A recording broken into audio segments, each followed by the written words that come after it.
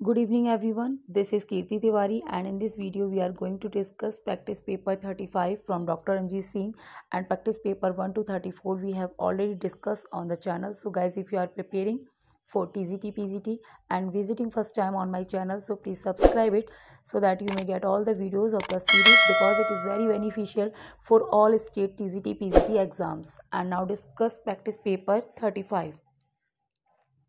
देखिए practice paper 35 का पहला क्वेश्चन है आप लोगों के लिए।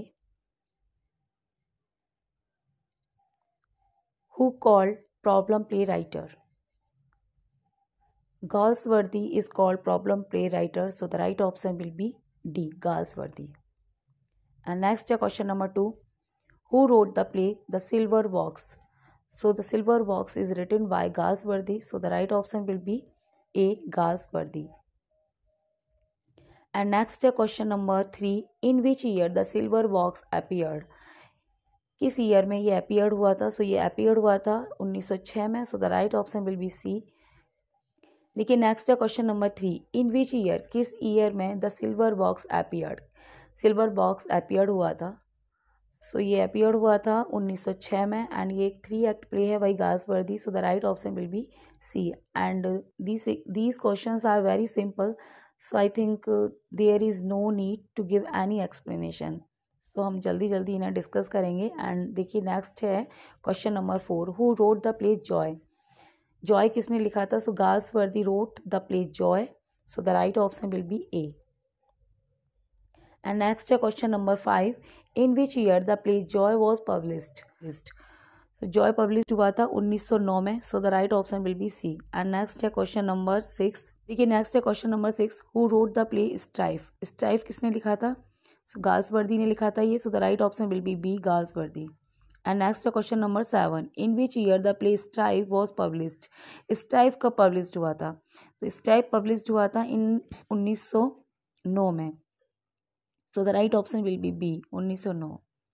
नेक्स्ट है question number 8, in which year the play Justice was published? Justice कब पब्लिश्ड हुआ था? So everybody knows Justice published in 1910, so the right option will be D. और ये इनका सबसे फेमस प्ले, सबसे ज़्यादा क्वेश्चन इसी से आते हैं इनके। नेक्स्ट है question number 9, who wrote the play the Skin Game? Skin Game किसने लिखा था? So the Skin Game is written by Galsworthy, so the right option will be B. Number 10, in which year the play the Skin Game published? किस year में ये published हुआ था? सो ये publish हुआ था इन 1920, सो the right option will be D. And next question number 11, who wrote the play A Family Man? A Family Man is written by Galsworthy, so the right option will be D. Who is Oscar Wilde? So Oscar Wilde is a dramatist, so the right option will be D, dramatist. And next question number 13, who wrote the play The Importance of Being Earnest? The Importance of Being Earnest is written by Oscar Wilde, so the right option will be C, Oscar Wilde. And next question number 14, who wrote the fairy tale The Happy Prince? The Happy Prince is a fairy tale is written by Oscar Wilde, so the right option will be A, Oscar Wilde. And next question number 15, what was the nationality of Oscar Wilde? Oscar Wilde की nationality क्या है? ये कहाँ से belong करते हैं ये? सो ये एक आयरलैंड से बिलोंग करते हैं, so the right option will be C, Irish. ये एक इरिश ड्रामाटिस्ट हैं। देखिए नेक्स्ट है question number 16, in which year John Galsworthy won Nobel prize? Nobel prize कब मिला था जॉन गाल्सवर्दी को? सो नोबल प्राइज़ मिला था इन्हें 1932 में, so the right option will be A, 1932। Next है question number 17, which age Charles Dickens belong to? Charles Dickens किस एज से बिलोंग करते हैं? So Charles Dickens is the most prolific writer of the Victorian period, so the right option will be A, Victorian. Next है question number 18, which age Thomas Hardy belong to? Thomas Hardy किस age से belong करते हैं? सो ये भी most prominent figure हैं Victorian age की, so the right option will be C, Victorian. Next है question number 19, in which genre we find spirit of revolt in Victorian age? So in novel we find spirit of revolt in Victorian age, so the right option will be B, novel. And next है question number 20, in whose novels we find a minute study of mankind, किसके novels में we find minute study, so we find a minute study of mankind in Dickens novel, so the right option will be B, Dickens. Next है question number 21, who wrote the novel David Copperfield? David Copperfield किसने लिखा था? So David Copperfield is written by Dickens, so the right option will be D. Next है question number 22, Pindaric odes and the name is, Pindaric ode का दूसरा नाम क्या है? So the Dorian odd, इसका जो अनदर नाम डोरियन ओड हो जाएगा, इसके कई नाम है पिंडारिक ओड के, so the right option will be A. इसे हम Dorian ode, Pindaric ode, choral ode, regular ode कई नामों से जानते हैं, सो ये आपका करेक्ट हो जाएगा। नेक्स्ट है question number 23, Pindaric odes were written for, Pindaric odes basically किसके लिए लिखी जाती थी? सो ये लिखी जाती थी the honour of victory, so the right option will be A. जीत के उपलक्ष्य में या जीत के उपलक्ष्य में या किसी ओकेजन पर ये लिखी जाती थी, समारोह वगैरह पे, सो आपका ए करेक्ट हो जाएगा। नेक्स्ट है क्वेश्चन, देखिए नेक्स्ट है question number 24, dash is the example of Pindaric ode, निम्न में से कौन सा पिंडारिक ऑड का एग्जाम्पल है? The progress of poesy, the bard, both A and B, या फिर नन ऑफ दीज। सो आपका जो राइट ऑप्शन है वो हो जाएगा C, both A and B, यानी कि the progress of poesy and the bard दोनों ही क्या हैं? पिंडारिक ऑड के एग्जाम्पल हैं, और ये दोनों लिखी गई थी टॉमस ग्रे के द्वारा, so the right option will be C. And next है question number 25, Pindaric ode is also known as, Pindaric ode को और किस नाम से जाना जाता है? सो हमें इसे कोरल ऑड के नाम से भी जानते हैं, so the right option will be A, choral ode. And next है question number 26, ode is a poem that written for N,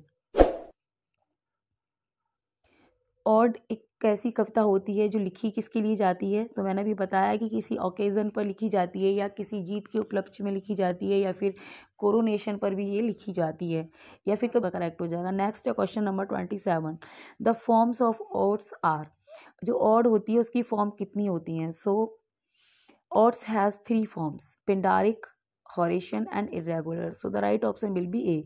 odds की 3 फॉर्म्स होती हैं, Pindaric ode, Horatian ode and irregular ode, so आपका A correct हो जाएगा। Next है question number 28, dramatic monologue is the chief features of, dramatic monologue chief features है Victorian age का, so the right option will be D, Victorian age.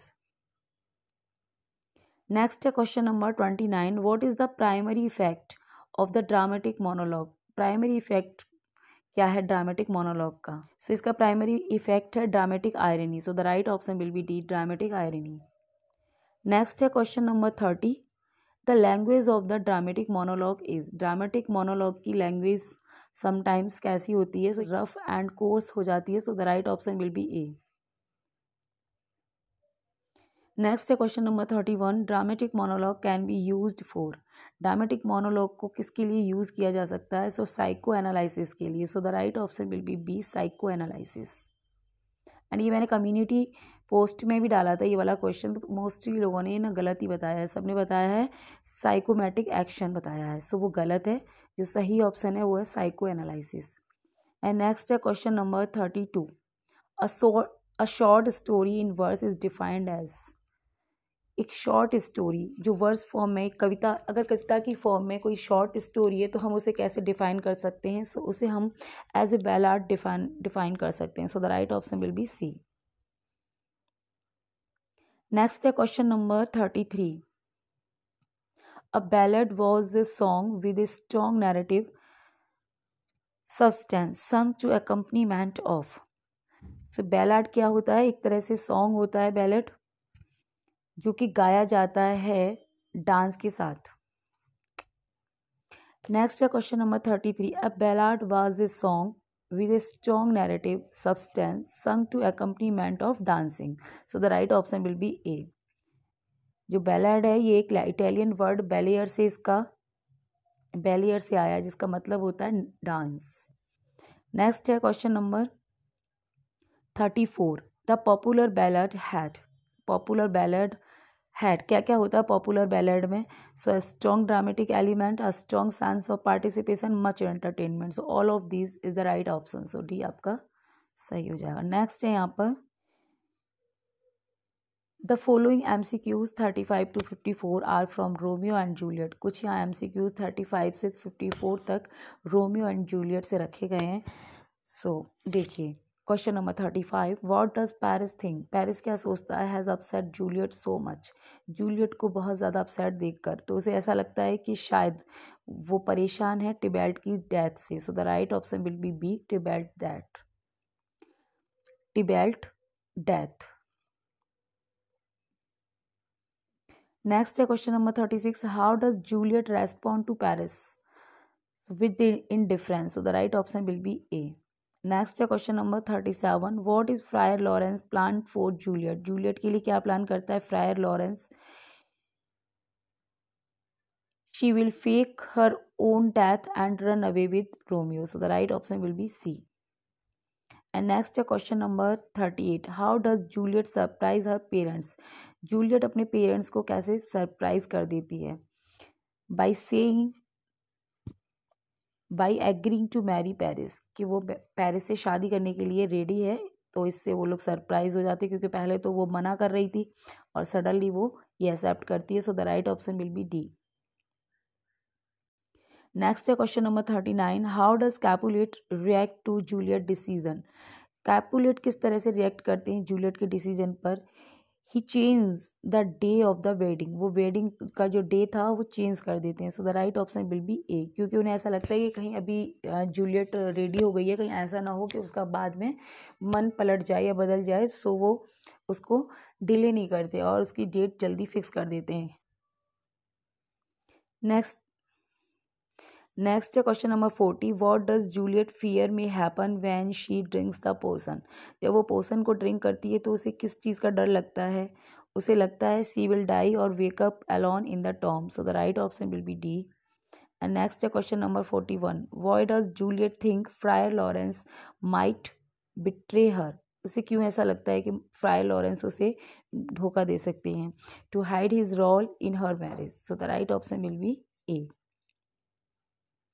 Next है 42 question, whose ghost does Juliet see before drinking the potion? Potion को पीने से पहले किसका भूत देखती है जूलियट? सो टिबेल्ट्स, ये टिबेल्ट का भूत देखती है वो। So the right option will be C. Next है question number 43, who discover Juliet seemingly dead body?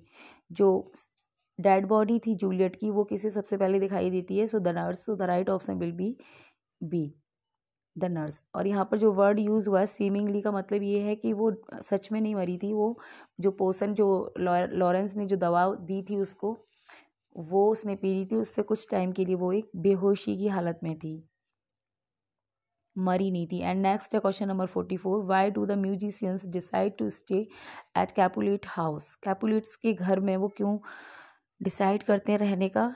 To get free lunch, क्योंकि उन्हें फ्री का वहाँ मुफ्त का खाना मिलता रहेगा। एंड नेक्स्ट है 45, why does Paris fight Romeo? Romeo से क्यों लड़ता है Paris? He blames Romeo for Juliet death, क्योंकि उसे वो लगता है कि रोमियो की वजह से जूलियट की डेथ हो गई है। नेक्स्ट है question number 46, what is the last thing Romeo does before he dies? मरने से पहले कौन सी वो लास्ट थिंग थी जो वो करता है? So he kisses Juliet, Juliet को किस करता है वो? So the right option will be A. Next है question number 47, why does Friar Laurence leave Juliet alone in the tomb? Tomb में अकेला क्यों छोड़ देते हैं फ्रायर लॉरेंस जूलियट को? He is afraid of being discovered there. So the right option will be A. And next है question number 48, how does Juliet first try to kill herself? सबसे पहले वो कैसे अपने आप को मारने की कोशिश करती है? By kissing Romeo's poison lips. So the right option will be D.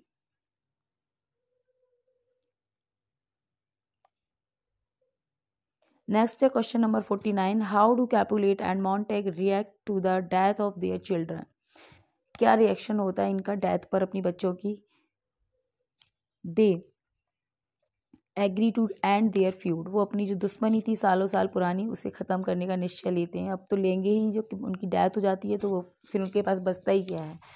Next है question number 50, why is Romeo happy when we first see him in Mantua. पहले हम मैंटुआ के सीन में उसे देखते हैं जब रोमियो को, तो वो खुश दिखाई देता है, क्यों? He had a dream about Juliet, क्योंकि उसने जूलियट को देखा था अपने ड्रीम में। देखिए नेक्स्ट है question number 51, what news does Balthasar bring to Romeo. Balthasar कौन सा न्यूज़ लेके आता है रोमियो के लिए in Mantua? That Juliet is dead, so the right option will be B. Next है question number 52, what does Romeo plan to do after hearing Balthazar news? देखिए next है question number 52, what does Romeo plan to do after hearing Balthazar news? Kill himself in Juliet Tom. वो अपने आप को decide करता है कि वो जूलियट के टॉम पर खुद को भी मार लेगा। सो ये आपका यहाँ करेक्ट हो जाएगा। नेक्स्ट है question number 53, why did not Friar John deliver the letter. Friar John letter क्यों नहीं डिलीवर कर पाता रोमियो को? क्योंकि फ्रायर लॉरेंस ने लेटर भेजा था फ्रायर जॉन के हाथ के, ये रोमियो को दे देना कि जूलियट मरी नहीं है, क्योंकि अफवाह फैल गई थी ना सारी जगह कि जूलियट मर चुकी है। तो वो उसको लेटर नहीं दे पाता क्योंकि he was stuck in a quarantine house, क्योंकि वो एक घर में क्या हो जाता है, कैद हो जाता है, स्टक हो जाता है, फंस जाता है, क्योंकि वहाँ पर क्या था, एक प्लेग फैला हुआ था, तो वहाँ वो फंस जाता है। सो उसी को, इसीलिए उसको इन दोनों की डेथ का ग्रिम एजेंट माना गया है। एंड नेक्स्ट है question number 54, what does Friar Lawrence plan to do with Juliet. Friar Laurence क्या प्लान करते हैं जूलियट के साथ?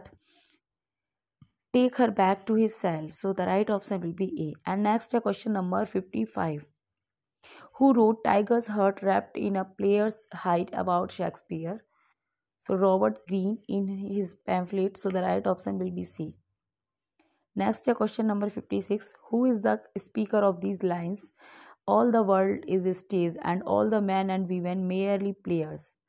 So Jax is the speaker of these lines, so the right option will be D in As You Like It. And next question number 57, in which play of Shakespeare do you find the following quote? Shakespeare के कौन से play में ये coat आपको मिलता है?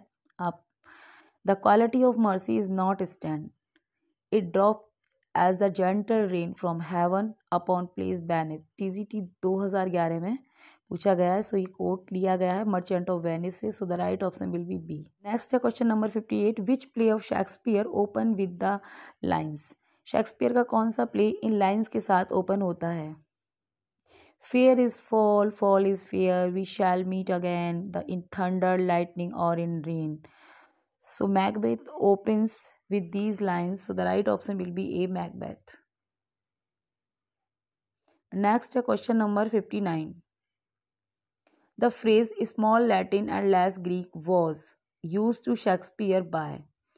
Small Latin and less Greek phrase use किया गया था शेक्सपियर के लिए, किसके द्वारा? So Ben Jonson used this phrase for Shakespeare, small Latin and less green, so the right option will be D. Next question number 60, in which of the following works of fiction Wordsworth has appeared as a character? So देखिए, William Kinsolving, Mister Christian 1996, Jasper Fforde the Eyre Affair 2001, Val McDermid the Grave Tattoo 2006 and Sue Limb the Wordsmiths at Gorsemere 2008। So the right option will be E, all of the above. इन सभी fiction work में Wordsworth दिखे हैं as a character, so the right option will be E. 61 देखिए, which sonnet of Wordsworth perceived as the decadent material काइनिसिज्म of the time. So the world is too much with us, so the right option will be B. Question number 62, which poem, कौन सी कविता Wordsworth is appreciated, Wordsworth की कौन सी कविता appreciated की गई by modern critics, modern critics के द्वारा as greatest ode and a poem containing impassioned sublimity, जिसे greatest ode and impassioned sublimity की पोएम कहा है मॉडर्न क्रिटिक्स ने। So ode intimations of immortality, so the right option will be B. Next question number 63, Milton wrote a sonnet in 1652 Vain young in years, but in says counsel old. 2. An English politician, statesman, and colonial governor. Who was he? Sir Henry Vane. So B is the correct here. Next, question number 64. The ready and easy way to establish a free commonwealth. The ready and easy way to establish a free commonwealth was a political tract by dash published in London at the end of February 1660 and 1660 में published हुआ था ये political tract किसके द्वारा? John Milton के द्वारा. So the right option will be B, John Milton. Next question number 65. In his 1641 1641 treatise dash Milton expressed his dislike for Catholicism and episcopacy, presenting Rome as a modern Babylon and bishop of Egyptian taskmaster. So the right option will be A, of Reformation. Question number 66. Samson's blindness and captivity in Samson Agonistes mirror. Milton own lost sight. So the right option A. And next question number 67. In which work Milton called for the liberty to know, to utter, and to argue freely, according to conscience above all liberties, to the conflicting Protestant denominations. So Areopagitica 1644 ये उनका एक prose work है. So the right option will be A. Next question number 68. He is a shortest man with white side whisker, plentiful grey hair, shrewd eyes, and gold pins, nails, spectacles. Which character from Justice is introduced in this line? James Howe. So the right option will be D. James how का जो appearance है वो इस line में describe किया गया है. Next है question number 69. Walter Howe is the son of James Howe. So the right option will be B. Son है Walter Howe. Walter Howe James Howe के बेटे हैं. नेक्स्ट है question number 70. Who confirms James Howe that this was William Falder, the young man who cashed the check? The bank cashier, Mr. Cowley. So the right option will be A. Next question number 71. When Falder confesses his offense, what reason he give? जब वो confess करता है अपना मतलब crime, तो वो क्या reason देता है? He replies that he was badly in need of money. वो पैसे की उसे बहुत ज़्यादा ज़रूरत थी. Next 72. What changes were made in the check and counterfoil by Falder? क्या changes किए गए थे चेक के अंदर फोल्डर के द्वारा? So he added a knot to 9 and tie to 9. So the right option will be A. Next question number 73. What promise William Falder makes to James Howe when he found guilty? क्या promise करता है Falder जब वो उसे guilty पाया जाता है? वो कहता है I will pay the money back, I promise. So D is the correct option.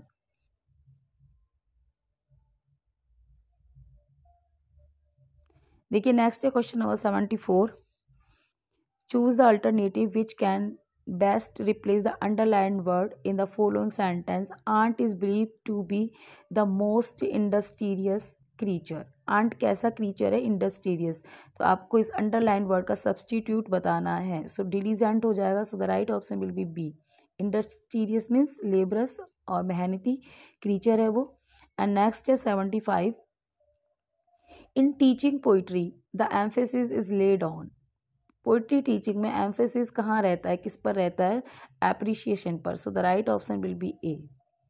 Next है question number 76. Which of the following alternatives provides the most appropriate one word substitute for the expression given below. Most appropriate one word बताना है. इसका इस supporter of the cause of women. जो women का supporter है, जो हर वक्त women की भलाई के लिए कार्य करता है, वोमेन के लिए खड़ा रहता है, ऐसे व्यक्ति को क्या कहा जाता है? तो ऐसे व्यक्ति को कहा जाता है feminist. So the right option will be C, नारीवादी. एंड नेक्स्ट है question number 77. Choose the correct alternative to complete the sentence. Sentence को कंप्लीट करने के लिए आपको करेक्ट अल्टरनेटिव चुनना है यहाँ पर इन ऑप्शन से. The gardens in Srinagar are more beautiful than those of Missouri. So the right option will be B. B आपका यहाँ करेक्ट हो जाएगा। नेक्स्ट है question number 78, fill in the blanks with appropriate auxiliary verb from the alternatives. तो यहाँ पर आपको auxiliary appropriate fill करनी है from the alternatives. I wish, I dash dad. So ये एक इमेजिनरी सिचुएशन है, सो वी नो दैट यहाँ पर क्या वर्ड यूज होगा, I wish that, I wish I were dead, काश मैं मर गया होता।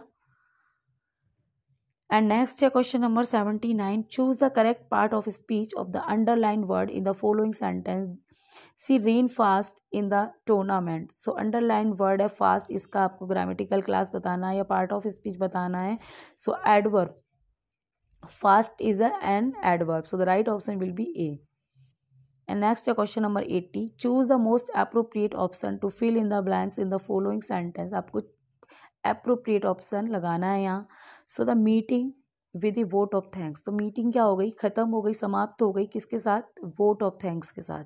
सो concluded, so the right option हो जाएगा आपका डी, द मीटिंग कंक्लूडेड, समाप्त हो गई with a vote of thanks. And next है question number 81, choose the correct alternative to fill in the missing preposition in the following sentence. Although he is blind he is very fast dash calculations. So यहाँ पे आपको सही preposition लगाना है, so correct option हो जाएगा आपका B, he is very fast at calculations. And next है 82, select out of the followings the correct prefix if any to make the word proper produce its opposite meaning. Proper का opposite meaning produce करने के लिए अगर कोई prefix use किया जा सकता है इनमें से, तो आपको बताना है। सो डिस, इन, अस या फिर none of the above. So the right option will be D, proper को अपोजिट करने के लिए यहाँ कोई भी ऐसा प्रीफिक्स नहीं है सो उसे कर सके। So the right option will be D. And next है question number 83, the natural order of learning a language is.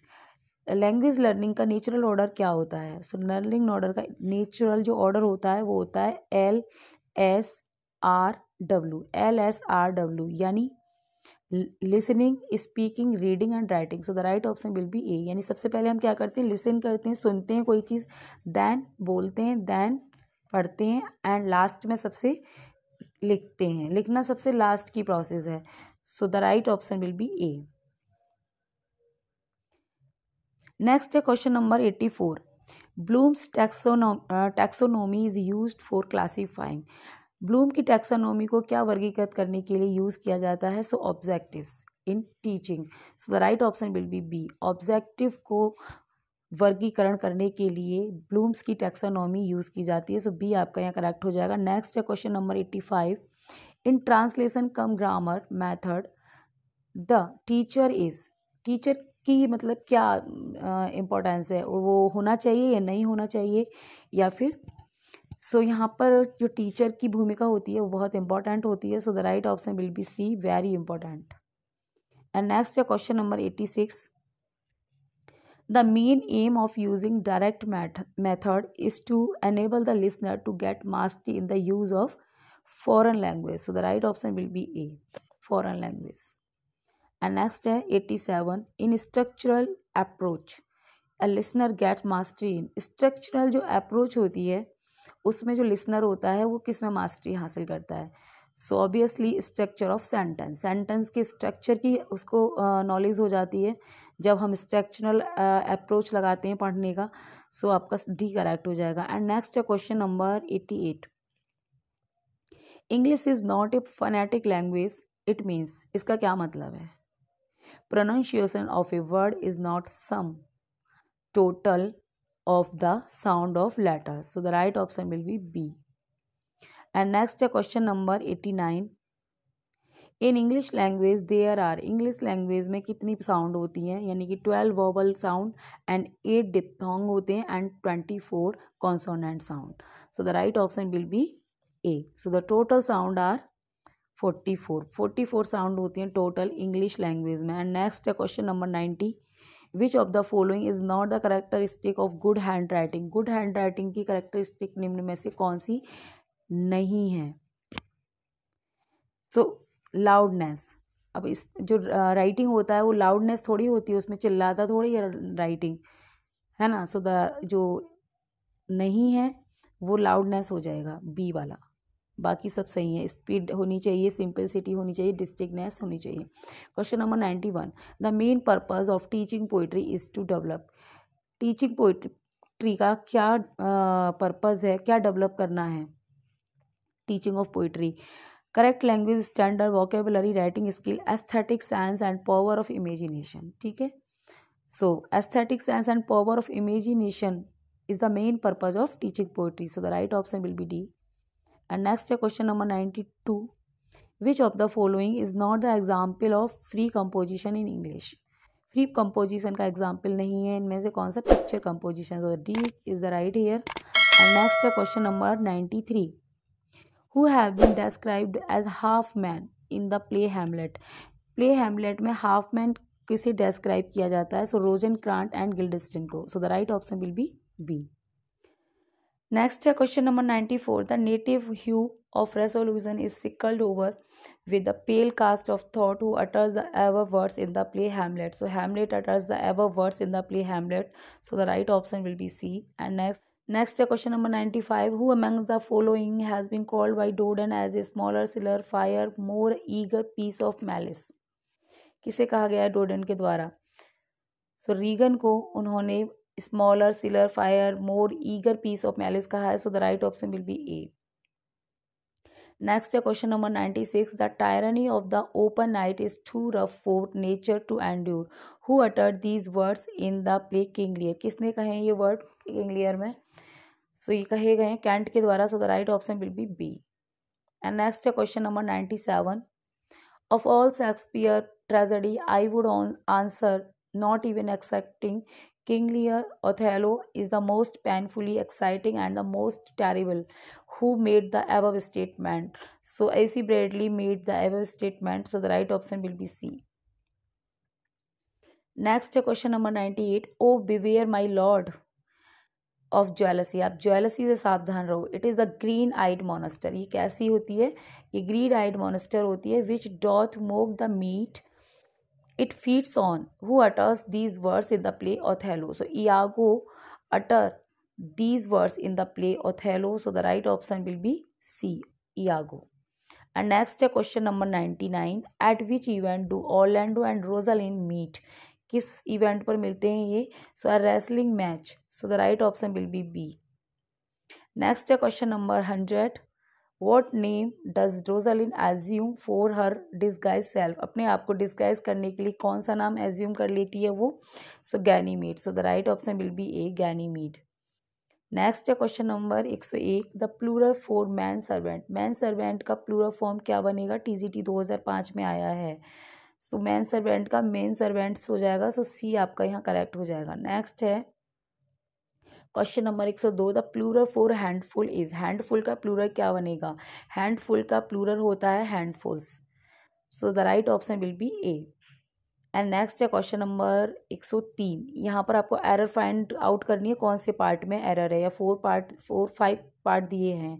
I who is your friend will not work with you.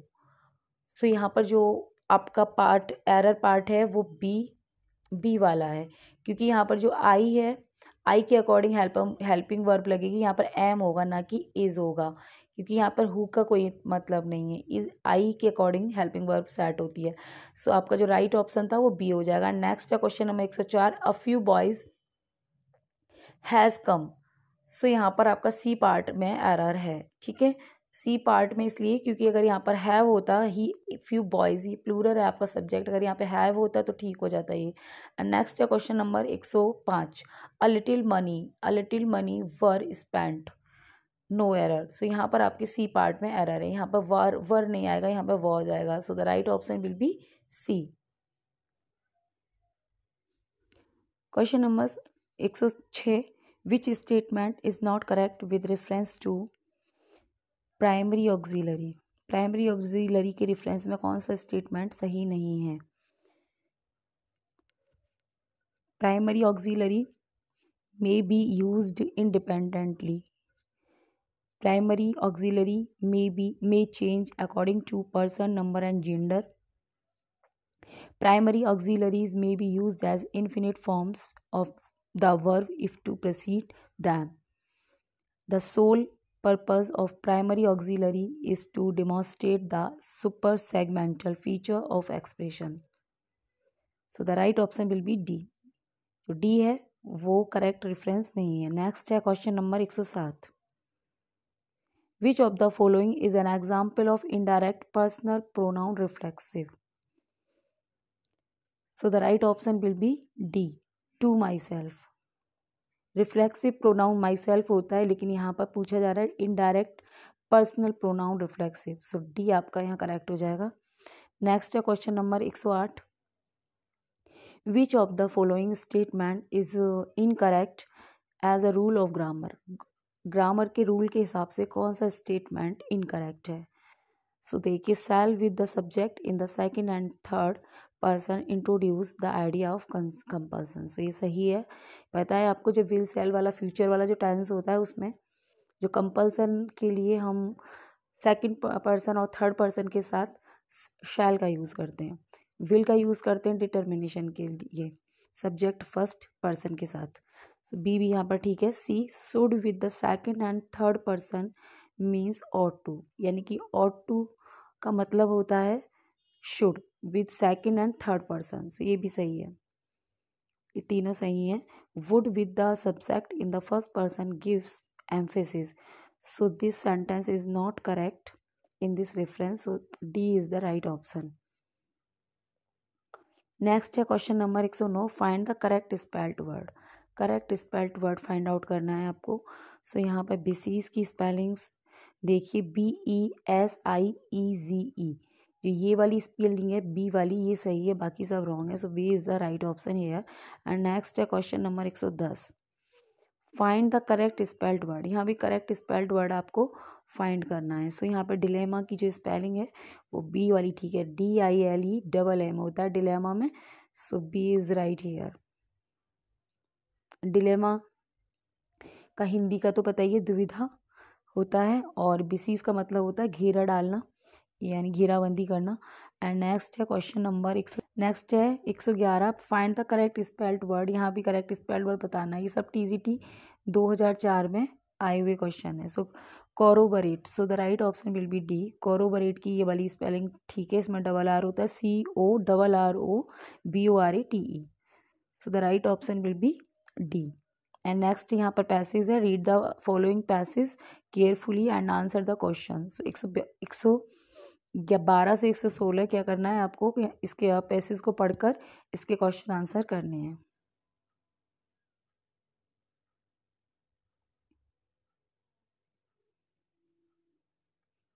ये इस पैसेज के question answer हैं, तो वो पढ़ने के बाद में 116 तक थे. ठीक, देखिए यहाँ से करते हैं. 117 क्वेश्चन नंबर 117 से 120. Punctuate the following sentence. Punctuation mark देखना है आपको. Question 117. At sunset the general taking decision march forward.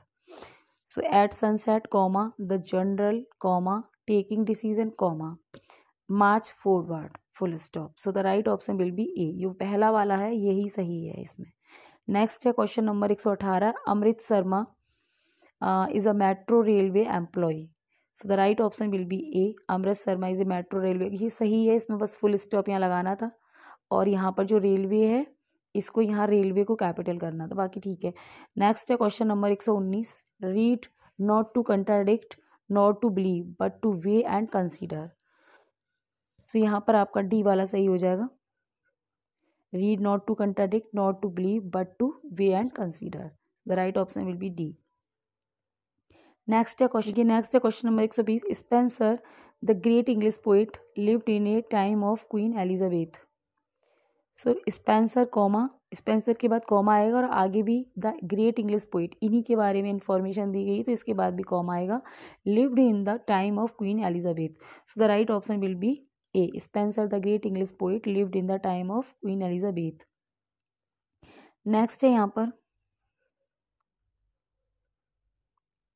Next है fill in the blanks with appropriate verbs. His speech was dash I expected him to deliver. उसकी speech कैसी थी, बिल्कुल वैसी थी जैसी मैंने एक्सपेक्ट की थी। सो यहाँ पर आपका हो जाएगा as I expected him to deliver, जैसे मैंने एक्सपेक्ट किया था। एंड नेक्स्ट है question number 122, my position is the same. मेरी पोजिशन बिल्कुल वैसी ही है जैसी कि आपकी। सो यहाँ पर भी एज आएगा, my position is the same as yours. Question number 123, dash is the girl I told you of. ये वही लड़की है जिसके बारे में तुम्हें बता रहा था।